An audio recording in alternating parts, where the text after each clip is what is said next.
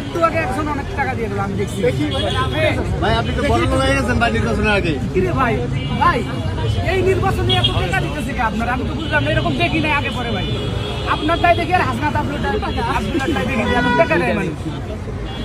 মানে আমরা নিজেরাও তো অবাক হয়েছি। ধরেন মানে মানুষ কি পরিমাণ দেশে ওন করে। ধরেন আমাদের দেশে তো অনেক খারাপ কথা বলি যে মানুষ এটা খারাপ, মানুষ দুর্নীতিগ্রস্ত, কিন্তু এরপর চিন্তা করেন কি পরিমাণ ভালো মানুষ আছে যে নিজের পয়সায় সে তার প্রার্থী নির্বাচন করতে চায় এবং তার কাছে তার কোনো প্রত্যাশা নেই। যে ধরেন আমার যারা 20 টাকা থেকে 500-1000 টাকা দিয়ে যাচ্ছে আমার হাতে, এদের ইভেন এটা তো মানে অনেক টাকা, 50,000 টাকা হবে।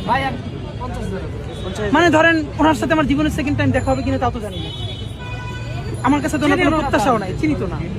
কিন্তু মানে আসলে এই জিনিসটা না, এই যে আমরা ধরেন 3-4 ঘন্টা ঘুমাই, সারাদিন বাইরে থাকি, আমরা টায়ার্ড থাকি না, প্রতিদিন এরকম 1-2টা ঘটনা ঘটে যে পরের দিন আমরা রেস্ট নেওয়ার সুযোগ পাই না। আমরা মেন্টালি যে আমাদের অনেক কাজ, এইটাই যে আমাদের অনেক কাজ, অনেক দায়িত্ব, যে এই ভালোবাসাটাকে আমরা সবার জন্য তৈরি করতে চাই।